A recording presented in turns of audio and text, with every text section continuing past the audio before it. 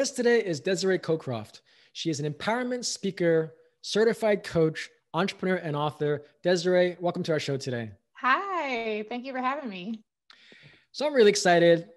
I'm not going to tell our viewers yet why I'm excited, but I'll just drop two words: Franklin Covey. Just putting that out there, but we're going to dive into that a little bit deeper. Before we go into Franklin Covey and your experience there, Desiree, let's just talk about some of your childhood memories. I love always sharing stories about how people started because you want to empower people, but we want to know how you started with your entrepreneur journey. Do you have any stories as a kid? Absolutely. One that I'm really fond of is my sister, Dia. She's a little older than me. Her and I, when I was around 8, would go downstairs in the basement looking for cardboard boxes so that we can create a lemonade stand on our corner.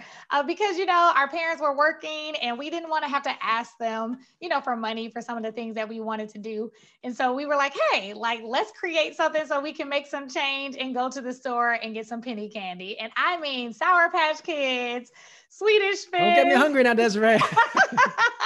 All the things. So, yeah. This is the kind of the sad truth, right? When you're kids, because I remember as you're sharing this story, I had those gumball machines and there was these little cool rubber balls. And I just remember it's I think at the time it was 25 cents. I'm kind of dating myself, but it's kind of funny, Desiree, what motivates us as kids. Right. So you have this experience with your sister. Now, when I go into my basement, I didn't have any cardboard boxes. So were you a very creative person, or how did you did you actually have boxes there? I mean, tell me about that. Yeah, always been a creative person. Even outside of our lemonade stand, we used to create tents in the house with cardboard boxes. I always enjoy finding ways to create things. I always like to envision what was possible. And so sometimes I would see things and envision a tent or envision something that we saw off TV, which would have been a lemonade stand. I mean, yeah. And do you feel that's something that's innate in you, or did you have a mother, father that mentored you, or you read certain books? Because I'm always fascinated by the why of how people become successful. So in your case, you and your sister, you had this partner in crime, if you will. And then over time, you're very energetic and ambitious. So did someone teach you that? Did you read a book, or do you feel it's more of a natural ability for you to just, yeah, Christopher, I'm just amazing? I want to say it's the latter, but I think it was a lot of contributing factors. I think that my parents really gave me the space to be creative and imaginative. Me and my sister, we used to be in a lot of different programs that allowed us to do, fun things after school. And I did a lot of creative things. I might be dating myself. I was a child in the 80s and 90s where there wasn't a whole lot of things video games and TV. We would go outside and do a lot of fun things. I would climb trees and see how far I could jump out, or swing in the closet where I broke my wrist when I was 4 trying to be an acrobat. So just being creative and seeing what's possible and pushing my limits have always been something that I've done. So there's two things you mentioned, Desiree. One is creating that space, let's say your parents giving that space for you to be successful, and then pushing your limits. And as I mentioned and alluded to our listeners in the beginning, Franklin Covey, I've shared this story with you before, Desiree. I wrote my first book 20 years ago. And at the time I was working at American Express in New York, where I'm from, born and raised. I was always a corporate guy. I started working in a corporate setting at age 12 at my uncle's insurance company. And when I was at American Express, I frankly didn't like it. It was a great company, great people, but I am an entrepreneur. And at that time, 20 years ago, I'm writing a book on college success. I start reading a book called The 7 Habits of Highly Effective People. I'm blown away because I get so bored easily in school. I did well, but it was just boring.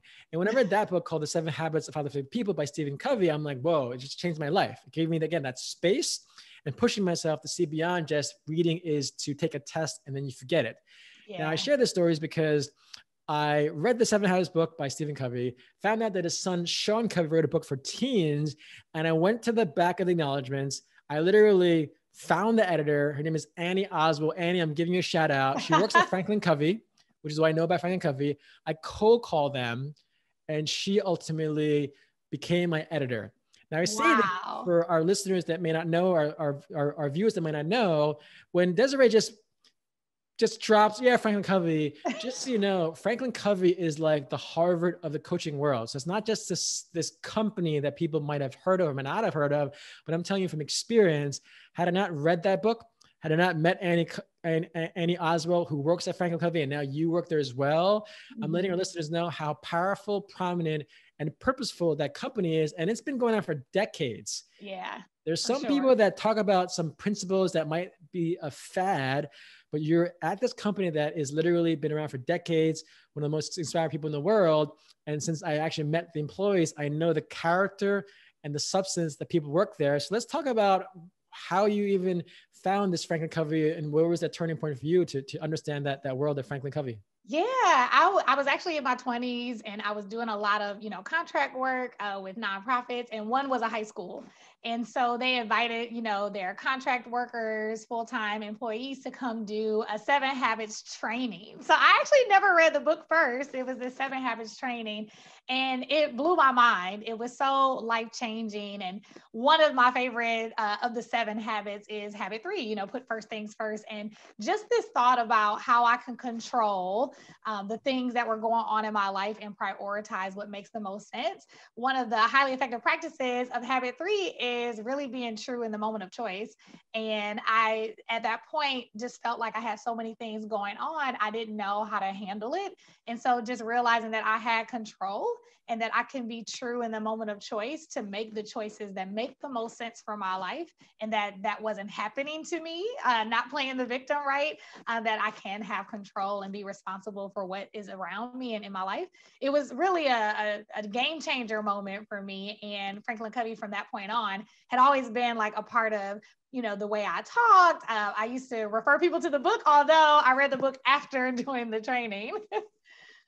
No, that's great. And let's talk about first things first, because so many people in life put everyone else first and not themselves. So why do you think that is that sometimes people don't really even fathom or have that self-awareness? Because going back to you, having that space. So Franklin Covey creates a space for you in your mind to think about you. So how do you even explain that, why some people really don't put themselves first, they put themselves last sometimes? Why do you think that is? Yeah, one thing that I've noticed is that I think that sometimes we put other things before ourselves so that we don't have to pay attention to ourselves. Uh, it's much easier to solve somebody else's problem than to really look inwardly and solve our own problems. So I definitely think that's a thing. And I think that because we love people and we want to have good relationships with people, we say yes to a lot of things. And so I think that, that put first things first helps people really think about what is most important to us and how can we put ourselves first, or ourselves as like a big rock. Yeah. And so I just feel like that is a reason that a lot of people, put other things first before themselves, because they're just trying to, keep their relationship strong, or really ignoring the things that they should be doing for themselves. Yeah, you had a great point, Desiree, because you talked about how it's so much easier to point outside and look outside because we have to look in the mirror and say, oh, I got some issues to deal with, Yeah, for And sure. we all have issues to deal with, but that's why you have coaches like yourself to help them and to empower them. Now let's Yeah. talk about, you go from, okay, you have this awareness of Franklin Covey, but now you have your own business, you're an empowerment coach and a speaker. So you learn about that in your 20s. When did you decide to really start owning your own speaking and coaching career to not just help yourself, which clearly you've done well? Why did you decide to help other people? Because you could have just like, it's all mine, Christopher. Yeah, it's always been something that's been a part of me. One of my first jobs was, I was 17 and I was a facilitator for, young kids. And when I was doing that, I was teaching kids about self-esteem and self-awareness and decision making. And that experience alone always followed me. And so it followed me into my 20s after having, 7 Habits training and, working with various organizations. So I started my own LLC around speaking and coaching in 2012 when I was still, in my early 30s. I was doing that, but I just didn't know what I was doing. I knew I wanted to help people, and it was really hard for me to figure out, like, well, what do I offer and what do I do? So I continued to work and contract and, do other work I love in nonprofit as well as starting one. And what I do now in coaching and speaking really started taking off in 2018. When I started picking it up again, when I really decided, like, okay, this is where I want to go with it. Yeah, it's great. I mean, you picked it up a few years ago, but again, you've been doing this for almost 10 years now. And Yeah. let's talk about Franklin Covey, because again, you can go to Harvard and learn things and not everyone will go there. Just like with Franklin Covey, very few people in the world have the ability to not just know about that. Like I know of an employee that worked there, but you actually are an employee, and like all things, they hire top quality people. So though you have your own business, which we'll talk about in a moment, but you also have this amazing structure as well as community. So tell us a little bit about Franklin Covey, just so that we and me, so we can learn more, because I am so fascinated by Franklin Covey. Yeah, absolutely. It's a wonderful organization. I love that it's such an inside out. So everything that we do in corporations, in schools, in government, all of the things, right? In coaching and consulting and all of that, we truly as an organization do it for ourselves. And I think that that's the biggest like win, or the biggest kind of like applause that I give to where I work, is that we are truly, you know, what we are out here teaching, what we are out here coaching people in, we do it ourselves. And so that's one of the biggest things that I feel like if the world would need to know anything, it is definitely an authentic organization. The other part is that I believe that we get so much really great training. Like they are always looking to pour into us, so we're not pouring from an empty cup. And so I appreciate that, because the professional development is really out of this world.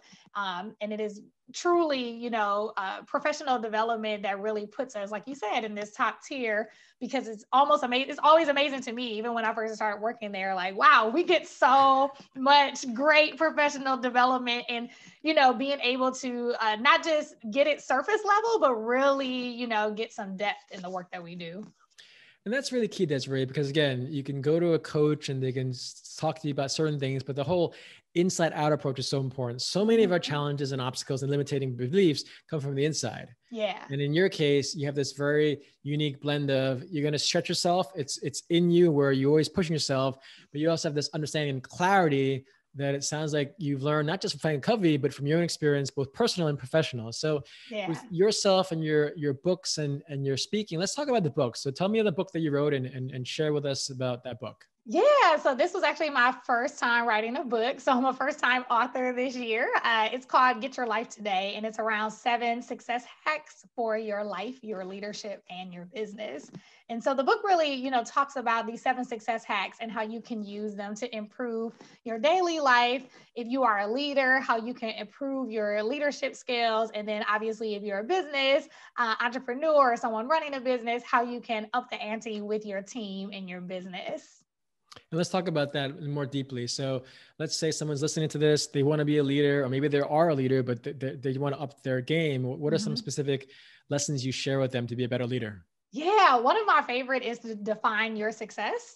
And so defining your success, not just with a one-liner like, hey, I want to achieve this year, but I like to say to define your success with not just this random definition, but also putting some qualitative and quantitative factors behind it. Because sometimes we can put this definition of success out there for ourselves that's just a number, but it's how do you want to feel when you're in this position of success? How do you want it to happen? Do you want it to happen in peace? Or do you want it to happen in this hustle, right? How do you want that to happen? And so I really like helping, you know, leaders not just attain this numerical value of success, but also like, how do you want to feel? How do you want your life to be like, even when you attain this? Like, what other things do you want to be, you know, successful as a result of you also pursuing this? And so I think that that's one of the things that I enjoy the most, because I think we lack that sometimes. We're all about the numbers and we want to go after this, this, and this, but it's like, how do you want that to feel? What do you want to also be successful in your life qualitatively? And that's really important. Let's talk about this quantitative and qualitatively, right? So a number of years ago, I've been an entrepreneur for 20 plus years after leaving my corporate job at American Express. And so money has been great. It's nice to travel the world and be a speaker. But I had this epiphany 3 years ago now, where I was flying to Barcelona, and I haven't been to Barcelona in over 10 years. So from LA to Barcelona, it's a good 10 hours. Wow. And by that point, I was traveling half of the year. I was all around the world. And I ultimately landed in Barcelona on a Monday or Tuesday. I get off the plane at 6 o'clock, and I get approached a lot in the US because I speak all around the US. But this woman approaches me at 6 in the morning in Barcelona. Again, I haven't been there in 10 years. And she's like, Christopher, Kai. I'm like, Hi. And it's one of my clients in this online program that I have where I help and coach professionals how to turn their Wow. story into a speaking or online coaching career. Now I say this because the quantitative part, I've had that for quite some time, meaning, making money to a certain degree, but the qualitative part was I was in Barcelona, essentially on Mm-hmm. vacation. I was going en route to Lithuania where I got more clients and spoke. And for that whole week, I was enjoying my life, eating my jamon con queso, which is like ham Mm. and cheese and a sandwich in Barcelona. Barcelona is a very vibrant city. So again, beyond the quantitative, I want to really stress this to our viewers where, yes, you should make money. Yes, you should hire Desiree to help you make money. But beyond the money thing, you don't really need that much money to be happy because Right. flying to Barcelona might cost a few hundred or a few $1,000s, but it's the experience of the quality. So I want to really stress that point, Desiree, that you focus on the quantity, yes, but the Yeah. quality of flying wherever you want, being Mm-hmm. with whoever you want, and most importantly, helping people because it goes back to what you're saying, the whole inside out. Yeah, So, absolutely. so this book, what inspired you to even write that book? Because you've already been coaching, you've already been speaking. What compelled you and motivated and inspired you to write your own book? I wanted the message of just really defining success for our lives and really getting our lives today. Really, because I've run into so many people and had this experience for myself of wanting to do something, wanting to see something come to fruition, and not really feeling confident enough to do it or not really knowing how to do it. So I wanted to be able to scribe it so that it could be something that is accessible to many people. And I've had it in me for about 16 years. And this year was the year, we had to be closed in for me to actually sit down and make it happen, put it all on paper. But that's great, Desiree, because again, I'm telling you, the clients that hire you will be so grateful because it's one thing they'll talk to you, learn from you in person, but when they have your book in their hands, whether virtual or physical, there's something intimate about when you're reading someone's words. You literally, they can see into your mind and more importantly, feel your thoughts and your Hmm. spirit. And so just so you know, it's a great accomplishment to write your book, to codify what you learned. And ultimately your clients will just learn so much more by having this multi-sensory experience of reading a book, talking to Yeah. you, thinking about that and reflecting because you're essentially really giving them that space because, as you're talking, you're providing all this great value about stretching your limits, having that credibility with Franklin Covey, creating this space. But you'll find that as your clients start reading your works, you may not realize you're essentially giving them this menu of choices of success, skills, and tools. They might gravitate toward one thing and you gravitate to something else. But writing a book, they get to choose what they sink their teeth into. So again, whether it's Sour Patch Candy when you're a young 8-year-old, or as you get older, now they have the ability to really sink their teeth into your skill sets and your principles. That's phenomenal. And thank you to the world, frankly, for you writing that book. Thank Now, you. let's talk about this empowerment speaker world you're in. I have been so blessed to be speaking all around the world. And people always ask me, Christopher, aren't you scared? Aren't you afraid? And I always say, look, fear is a feeling, just as excitement is. And if you know you can inspire people and Hmm. impact people beyond the money thing, it's just so inspiring. So for you, I love the word empowerment because it's one thing to be motivated, but when you empower people, you are literally giving power to other people. So talk to us about that one very specific word. Yes, you're a speaker, but why did you choose empowerment speaker? Yeah, I think it's important that we realize that we're already wired to be afraid. Like you said, fear is a feeling, right? And so the more that people realize that it's a feeling that we just get to acknowledge and still do something in our lives about it, that's what's most important to me. I feel like all of us, because we all deal with that, it's important that sometimes we bring it to the surface because once we have kind of allowed that muscle of fear to continue to be used to stifle us, we almost need someone to help us realize that it's something that we can actually push forward on. And so I feel like the times that I've worked with, either entrepreneurs or women or professionals or what have you, in the opportunities I've had to speak, a lot of the work or accolades that they've had or commentary that they've had afterward was really just realizing how much they were holding themselves back around something that they really can make a decision about, they really can take action on, and really just helping people get out of that cycle of self-doubt, that circle that we stay in, that hamster wheel of self-doubt, and really making the decision so that we can see the things that we see in our heads actually come to fruition in our lives. Yeah, and I can imagine, I haven't seen you speak in person yet, but I know that you have this great presence in you. And it really is. You have this genuineness about you, but you're relatable. Sometimes when I see speakers, there's like their nose is a little bit higher than it should be, and their ego is a little bit higher than that. And yet they're trying to supposedly help people, but I don't really feel relatable. But in your case, you're Yeah. super relatable. You have the experience, you have this heart, and it's really inspiring. Now, some of these speeches you give, what are some of the topics you talk about?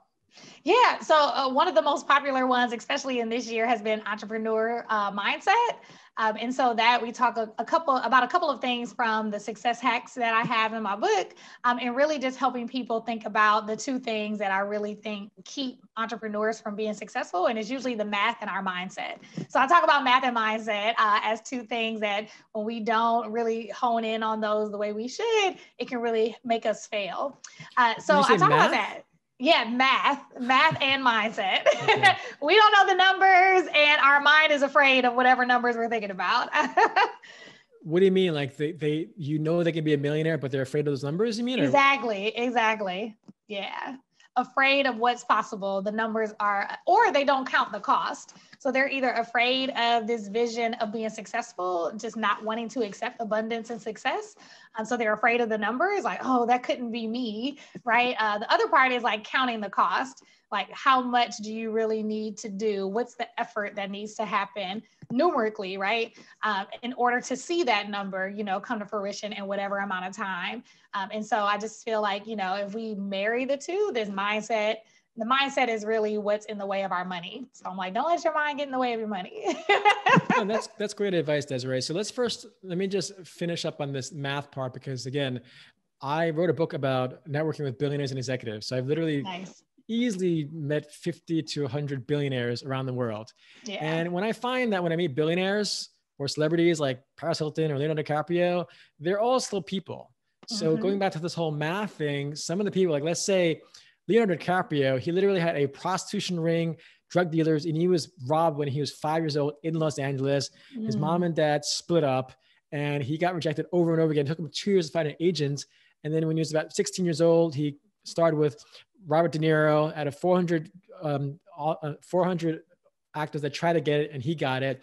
And then a few years later, he was in Titanic. But what I'm saying is, for the listeners, the math is all there. We're all human beings. That's important to recognize. And I wanted to really just highlight and stress that point, that you're absolutely true about the math part and just being logical, because it's not just, yes, you're going to pursue your dreams. So that's great. Now, the mindset part, let's talk about that, because so many people don't necessarily have a growth mindset. They don't really believe that it's possible. So what are some suggestions you help your clients with relative to that mindset so they can be more successful like you?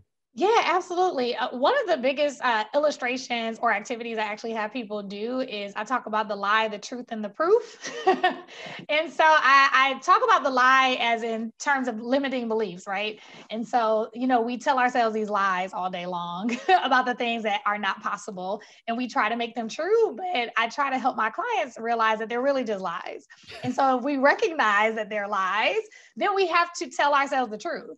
And so I'm like, well, if that's the lie, what is true? And so I give them the opportunity to, write that down, ponder that, right? And so I'm like, well, if that's true, how do you know it's true? Right. And I ask them to think about something that they've done in their personal lives to help them know that's why this is true. Or if they can't find some kind of example in their personal life, I'm like, think about someone that you know, or someone you don't know, and you've seen them have the ability to do what you think is the truth, and use that as your proof until you can see it happen in your own life. That's great. It's so simple and concise. Mm-hmm. Lie, truth, or proof. Any Yep. specific examples of a client that had a certain lie? Like what's an example of a lie that we tell ourselves, or a client that told you, oh, Desiree? Yeah, I totally got one. So this person was really working really hard to create her own clothing line. And she was actually working on undergarments, just this whole undergarment line. She's going to be like the next Victoria's Secret. And so anyway, she was working on that. And she actually had so many people that were ready to buy from her. And she was doing this all handcrafted. She hadn't gotten a big manufacturing company behind her yet, but had already sought out one that could use her. And so, when we were talking, her biggest thing was, oh, I don't know if I can really handle all the people. And I'm like, well, that's a lie. You can, so if we own that as a lie, what would be the truth? And the truth is, I've actually already set myself up to handle the customers that are going to come, which is true. She's made the calls. She already knew her system, but the only reason she wasn't moving forward with putting herself out there in the marketing streets and all of that is because she didn't know she could handle all of the people that were going to take her, but she could. And so the proof was I made the calls and they already told, it's like we talk ourselves out of things. So that's one really great example. And as a result, she did actually launch herself. And so I'm really proud of her for doing that. That's great. And so let's talk about those lies that we tell ourselves. So one thing is not everyone wants to hear that blunt feedback. They often say they do. Yeah. But when you say that, then sometimes they can get defensive. So how do you maneuver or navigate that? Because sometimes we're all these 5-year-old kids that have these dreams. And as soon as that's a lie, they're like, whoa, what's going on here? They might feel attacked. So you do a very great job of creating this sense of, again, space, but vulnerability and relatability. So how do you approach that? Do you just flat out just say, no, that's a lie? I mean, absolutely not. I usually ask a lot of powerful questions. And obviously, some of the people that I've worked with numerous times. So so the first time I'm talking to someone, I'm usually not, coming at them that way. We've definitely built a lot of rapport for me to have the courage and the permission to say that. I definitely ask for permission before I ask anything or say anything.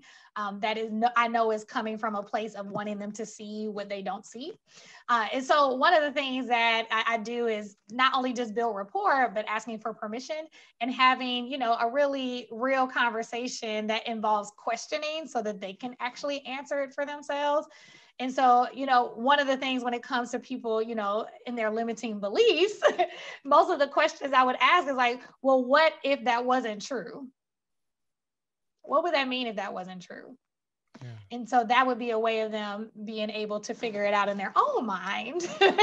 And then we can go along with the illustration. And I usually give them the rest for homework, but we usually work out one of them because of asking them the questions of, what if that wasn't true? What if we could consider that a lie? What would that mean? No, that is so profound, Desiree, because when it's all said and done, sometimes people ask me, do you need a coach? And I say, do athletes need coaches to get to the Olympics? Of course they say, of course they do. Well, again, all of us, I wish they had a coach like you, Desiree, because one of the most profound things that you have many profound things, but again, you have the foundation of Franklin Covey. You have your own experience of working with nonprofits and students so that your heart is there, because sometimes people just focus on the money. But lastly, it's really that inside out approach, that questioning, probing, and asking questions on the inside, because ultimately the results and happiness or lack thereof happiness is an inside. So it's great that your clients can really learn from you by probing deeper in a very open and vulnerable setting where you're really creating this space. Yeah. So we're almost done with our show. I'm curious, yes, you've talked about the quantitative, wow, this woman created her business. That's great. But coaching so much is really about inspiring, moving, and literally transforming a person's life. So any specific clients that you've worked with that not only does she or he do well financially, but you change the course of their life and potentially even save their life? Yeah. Actually, it actually took me by surprise. I didn't even realize how much I impacted her until a couple of months ago on my birthday. I got a social media shout out. Thank you. I got a social media shout out that I totally didn't expect. And I had people actually texting me like, did you see what such and such said? I'm like, no. So, there was, a young woman that I worked with for a couple months last year, and she was, just going through a lot in her personal life. And because she was going through a lot in her personal life, she sought out a coach, and she is entrepreneurial, has this awesome, nonprofit, but also wanted to work with a for-profit business that she was starting. And she had just, stopped working and was looking for work at the time. And so we worked through that. And over the next couple of months, really just taking time to, work with her, not just with her business and her full-time work, but just working with her personally. And so after that work, she had some great results in her personal life, was doing work in her entrepreneurial business and her nonprofit, definitely flourishing with all that she was doing. And I was so proud of her and just didn't expect the shout out, but she gave me one. And I feel like that's what it's really all about, changing people's lives and seeing people be their highest self and their greatest self, and not to be the one to say, oh, it was all because of me, but I am honored to even be a contributing factor to that. That's a great story, Desiree, to end our show today. And again, sometimes we all have those moments of depth of sorrow and loss of jobs or of people, frankly. But for you to be there, it's so inspiring to know that you literally changed her life across how many years. And she also shouted it out. So that's the beauty of coaching. Yes, we get paid, but really we're getting paid in so much more by accolades and appreciation where you don't even ask for, but you got, which makes it even more surprise. So Desiree, thank you so much for being on our show today. Have a great day. Thank you so much.